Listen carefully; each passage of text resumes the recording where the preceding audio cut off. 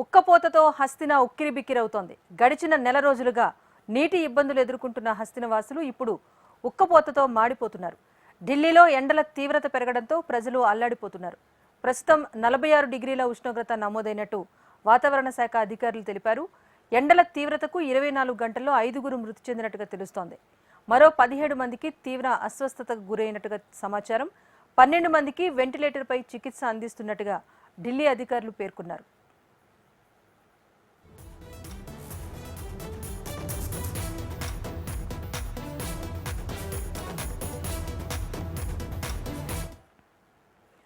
ఉక్కపోతతో హస్తిన ఉక్కిరిబిక్కిరవుతోంది. గడిచిన నెల రోజులుగా నీటి ఇబ్బందులు ఎదుర్కొంటున్న హస్తిన వాసులు ఇప్పుడు ఉక్కపోతతో మాడిపోతున్నారు. ఢిల్లీలో ఎండల తీవ్రత పెరగడంతో ప్రజలు అల్లాడిపోతున్నారు. ప్రస్తుతం 46 డిగ్రీల ఉష్ణోగ్రత నమోదైనట్టుగా వాతావరణ శాఖ అధికారులు తెలిపారు. ఎండల తీవ్రతకు 24 గంటల్లో 5గురు మృతి చెందినట్టుగా తెలుస్తోంది. మరో 17 మందికి తీవ్ర అస్వస్థతకు గురైనట్టుగా సమాచారం. 12 మందికి వెంటిలేటర్ పైన చికిత్స అందిస్తున్నట్టు ఢిల్లీ అధికారులు పేర్కొన్నారు. ఢిల్లీలో ప్రస్తుత వాతావరణ పరిస్థితికి సంబంధించి మరింత సమాచారాన్ని మా ఢిల్లీ ప్రతినిధి శిరీష్ అందిస్తారు. శిరీష్, చెప్పండి, ఢిల్లీలో ఎండల తీవ్రత ఎలా ఉంది? వాతావరణ శాఖ అధికారులు అందించిన సమాచారం ఏంటి?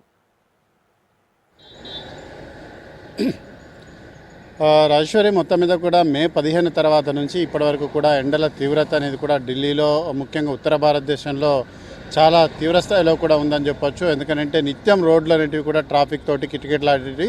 ప్రస్తుతం మీరు నా వెనక చూడొచ్చు, సాయంత్రం 5 గంటలు అవుతున్నప్పటికీ కూడా ఎండ తీవ్రత, ఎండకు తోడు ఇటు రాజస్థాన్ కూడా సమీపంలోనే ఉంది. ఢిల్లీకి దాదాపు 240 కిలోమీటర్ల దూరంలో రాజస్థాన్ ఉంటుంది. అక్కడ నుంచి థార్ ఎడారి దగ్గర నుంచి అరేబియా సముద్రం మీదుగా వీచే గాలులే థార్ ఎడారి, అదేవిధంగా పశ్చిమం నుంచి వీచే హీట్ వేవ్స్, వేడి గాలుల తీవ్రతకు ఢిల్లీ ఉక్కిరిబిక్కిరవుతోంది. ఓ పక్క నీటి కొరత ఢిల్లీ వాసులను వేధిస్తోంది. అంటే సరిపడినంత నీటి సప్లై అనేది కూడా లేకపోవడం, ముఖ్యంగా ఈ స్లమ్ ఏరియాస్ ఏవైతే ఉన్నాయో స్లమ్ ఏరియాస్లో కావాల్సినంత వాటర్ అనేది కూడా రాకపోవడం. ట్యాంకర్స్ అనేటివి రోజు 10 ట్యాంకర్స్ వచ్చాయి, 2-3 ట్యాంకర్స్ మాత్రమే రావడంతో జనం నీటి కొరతతో ఇబ్బందులు పడుతున్నారు. ఒక పక్క నీటి కొరత, అదేవిధంగా విద్యుత్ డిమాండ్ అనేది కూడా పీక్స్ చేరుకుంది. ఎందుకంటే ఇప్పటికీ కూడా హీట్ వేవ్ అనేది కూడా తగ్గలేదు. దాదాపు 43 డిగ్రీల ఉష్ణోగ్రత అనేది ప్రస్తుతానికి ఇంకా 5 గంటలకు కూడా చూపిస్తున్న పరిస్థితి. అర్ధరాత్రి ఉష్ణోగ్రతలు అనేవి కూడా దాదాపు 36 నుంచి 37 డిగ్రీల పైన ఉన్నాయి.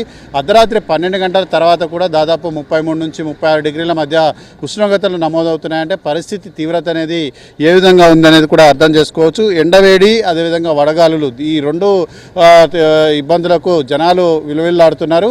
అయితే ముఖ్యంగా కూలీ నాలి చేసుకునే వాళ్ళు, అదేవిధంగా ఇటు చిరు వ్యాపారులు ఎవరైతే ఉంటారో వాళ్ళ పరిస్థితి చాలా ఇబ్బందికరంగా ఉందని చెప్పొచ్చు. ఇటు ఎండ తీవ్రత, అదేవిధంగా వేడి గాలుల యొక్క ప్రభావం కారణంగా వ్యాపారాలంటివి కూడా సరిగా జరగక రోడ్ల మీద నిలబడలేక కూడా వాళ్ళు ఇబ్బంది పడుతున్న పరిస్థితి.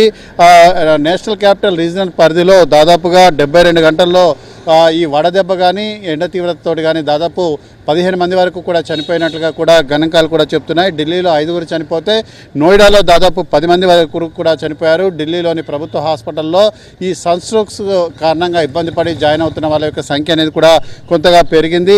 ఢిల్లీలోని రామ్ మనోహర్ లోహియా హాస్పిటల్, సఫ్దర్జంగ్ హాస్పిటల్, లోక్నాయక్ జయప్రకాష్ హాస్పిటల్లో దాదాపు వడదెబ్బ కారణంగా జాయిన్ అయ్యి 5గురు కూడా చనిపోయినట్లుగా కూడా తెలుస్తుంది. ఆర్ఎంఎల్ హాస్పిటల్లో వడదెబ్బతో దాదాపు నిన్న ఒకరోజే 36 మంది చికిత్స కోసం జాయిన్ అయినట్టుగా కూడా హాస్పిటల్ వర్గాలు చెప్తున్నాయి. అయితే దాదాపు 12 మంది రోగులకు లైఫ్ సపోర్ట్ పైన చికిత్స అనేది కూడా అందిస్తున్నారు.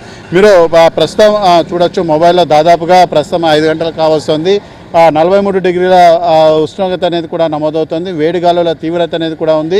16 కిలోమీటర్స్ విజిబిలిటీ పరిధి అనేది ఎక్కువగా ఉన్నప్పటికీ విండ్ స్పీడ్ అనేది కూడా 16 వరకు km/h అనేది కూడా విండ్ స్పీడ్ అనేది కూడా ఉంది. కాబట్టి అంటే వడగాలుల తీవ్రత అనేది కూడా చాలా ఎక్కువగానే ఉందని చెప్పేసి కూడా చెప్తున్నారు. దాదాపుగా మరొక 3-4 రోజుల పాటు ఇదే విధమైన పరిస్థితి అనేది కూడా ఉత్పన్నమయ్యే అవకాశం కూడా ఉంది.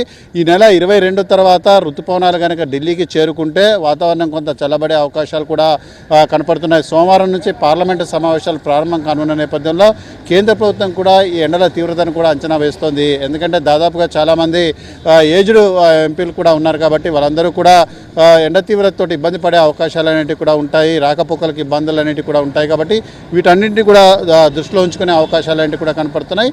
ప్రభుత్వం ఎంత అడ్వైజరీ అనేది కూడా జారీ చేసినప్పటికీ కూడా చాలా ప్రాంతాల్లో కూడా జనాలు ఎండ తీవ్రత కారణంగా చాలా ఇబ్బందులు పడుతున్న పరిస్థితి అనేది కూడా ఉంది. రాజేశ్వరి, అయితే ఒకవైపు నీటి కష్టాలు వెంటాడుతున్నాయి ఢిల్లీ వాసుల్ని, మరోవైపు ఇలాంటి ఉష్ణోగ్రతతో తీవ్రమైన వాతావరణ పరిస్థితులు ఉన్నాయి. ఇంకా ఎన్ని రోజుల పాటు ఇలాంటి పరిస్థితులు ఉంటాయి? అధికారులు ఎలాంటి చర్యలు చేపడుతున్నారు? వాటికి సంబంధించిన సమాచారం ఏంటి? రాజేశ్వరి, గత కొద్ది రోజులుగా భారత వాతావరణ శాఖ నిరంతరము పర్యవేక్షణ అనేది కూడా చేస్తోంది.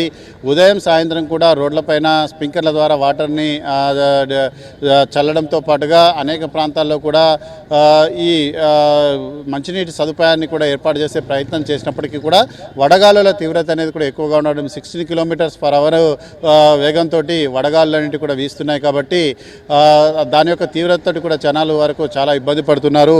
డీహైడ్రేషన్ కారణంగా కానీ లేకపోతే వడగాలుల తీవ్రత కారణంగా కానీ చాలామంది కూడా అనారోగ్యం పాల్గొనడంతో కూడా ఇబ్బందులకు గురవుతున్నారు. డాక్టర్లు కూడా ఈ అనారోగ్య సమస్యల బారి నుంచి బయటపడేందుకు అనేక చిట్కాలన్నింటి కూడా సూచిస్తున్నప్పటికీ కూడా కొందరికి గత్యంతరం లేని పరిస్థితుల్లో బయటకు రావడంతో కూడా ఇబ్బందులు ఎదుర్కోవడం, ప్రాణాలు కోల్పోవడం లాంటి పరిస్థితులన్నీ కూడా ఉత్పన్నమవుతున్నాయి.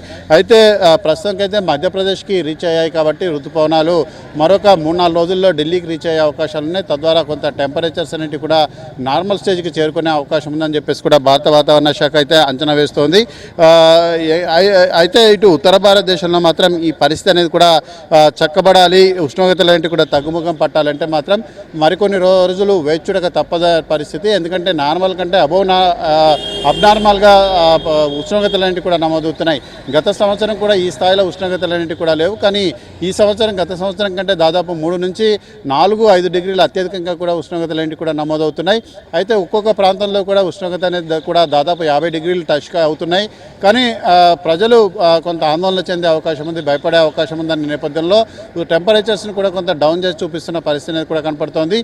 ఇక్కడ రాజస్థాన్ ఇటువంటి రాష్ట్రాల్లో అయితే పరిస్థితి అనేది కూడా చాలా ఇబ్బందికరంగా కూడా ఉంది. ఒక అరగంట కరెంటు పోతే కూడా ఇళ్లలో ఉండలేని పరిస్థితి. అదేవిధంగా ఇంట్లో నుంచి బయటకు వచ్చి బయట ఎక్కడ చెట్టు కింద నీడకుందామన్నా కూడా ఈ వేడిగాలి తీవ్రతతోటి కూడా బయట ఉండలేని పరిస్థితి అనేది కూడా ఉంది. ముఖ్యంగా చిన్నపిల్లలు, వృద్ధుల పరిస్థితి అయితే కూడా చాలా ఇబ్బందికరంగా ఉంది. Rajeshwar, right, thank you Sirish.